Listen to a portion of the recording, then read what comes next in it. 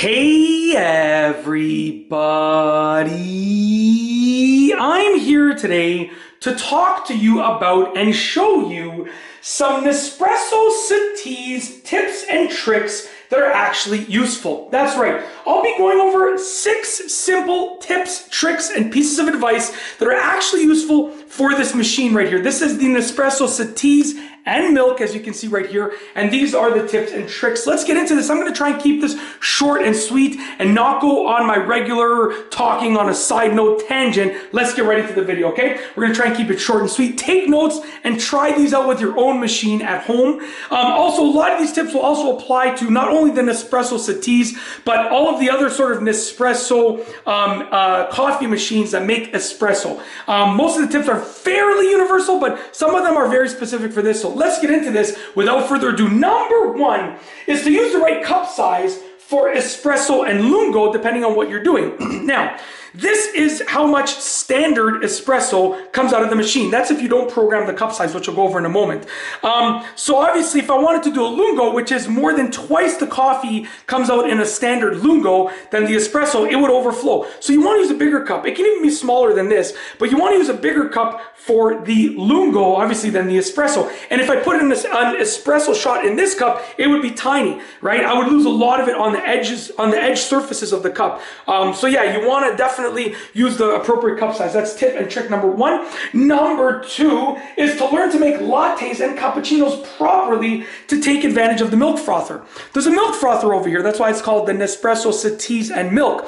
You want to learn to make lattes and cappuccinos properly, because if you make a nice, I'm Italian, so if I'm gonna say this in Italian. If you make a bello cappuccino, okay, as my nonna used to say, she used to always say, when I would go over for coffee, this is a side note, sorry, I'm going off on a tangent here, but when I would go over, my nonna was 94 years old, okay, and I would go over for coffee, and she would say, Michael, and she would write my card, like a birthday card, M-A-I-C-O, Michael, okay, the best. If you have an Italian nonna or nonno, you're gonna know exactly what I'm talking about. She'd say, Michael, you want a bello cappuccino or what? And I say, of course, then I'll take it. So anyways, but yeah, anyways, she passed away, not that long ago, but she lived an awesome life. So yeah, definitely an inspiration for me to make these videos and live an awesome, fulfilled life myself. But anyways, without further ado, staying on topic, you can make a bello cappuccino, bello latte if you learn how to use the frother. And it's really not that hard. Just look up a tutorial. I did a tutorial a long time ago on making cappuccinos and lattes with this milk frother and in general a regular espresso machine. So learn how to make them, because you want to take advantage of that milk frother. It is so useful, so you definitely want to take advantage of it, okay? That's number 2. Number 3 is to program the cup sizes to your preference. Believe it or not, you can program the espresso and the lungo brew size to your preference. You can make them go longer or shorter than their standard sizes. Really easy to do. Go look up a tutorial. It's really easy. You basically hold down the button for as long as you want it to go, really. But look up a tutorial. I'm going to do a separate tutorial on that.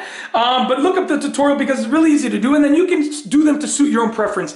I like my espresso to be a little bit shorter than this, so it's a little bit more of a punch, right? Like I said, bello espresso, right? So, I like it to be a little bit shorter than that. So, I'm going to program this, but this is my parents' machine, so I'm going to program it for the time that I'm using it. When I give it back to them after I'm done these videos in a couple of days, then I'll reset it, which I'll do a separate video resetting it to factory settings. Yeah, so program the cup sizes, the brew sizes to your own preference. That is tip and trick number 3, to program the cup sizes and brew sizes to your own preference. Okay, staying on track. Tip number 4, clean and maintain the machine regularly.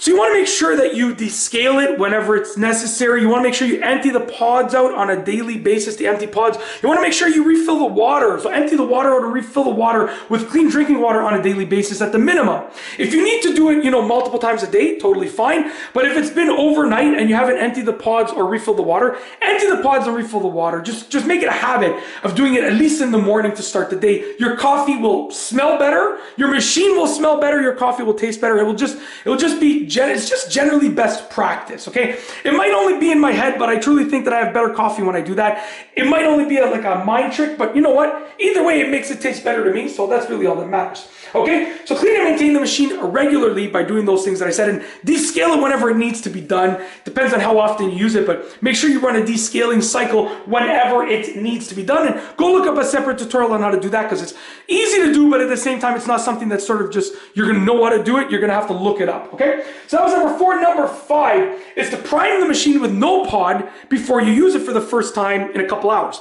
So essentially, if I turn the machine on, and I'm about to use it, and I haven't brewed any coffee in like maybe 2 hours, you want to go with no pod. So make sure there's no pod in there, and prime the machine with just a short espresso shot. And it'll just be water, and you can empty the water out, and then, you know, basically you're going to get the fresh water coming out. Not any water that's been in the pipes. You're going to get absolutely fresh water coming out. Your coffee will, that will make your coffee taste better. Trust me. Okay? Very simple. Last but not least, tip and trick number 6. Tip and trick numero 6. Numero 6, as my nonna used to say, and my parents, although sorry, side note again, both my parents moved here at a very young age. My dad moved here when he was, I think, 4, and with my grandparents, and on his side, and my mom moved here when she was, I think, 2 with my grandparents. So really, they basically grew up in Canada, in Toronto, you know, but still, they know to speak fluent Italian. So if I throw in some Italian words when I'm talking about Nobello Espresso, then just bear with me. It's sort of second nature. But number 6 is to empty the pods on a daily basis, which I kind of already went over, but you want to make sure you empty the pods on a daily basis, and I'll tell you why. And it's really easy to do. Literally, it's something that will take you 2 seconds. Check this out. Well, I can't even speak. I'm too concerned about talking with my Nubello Espresso accent over here.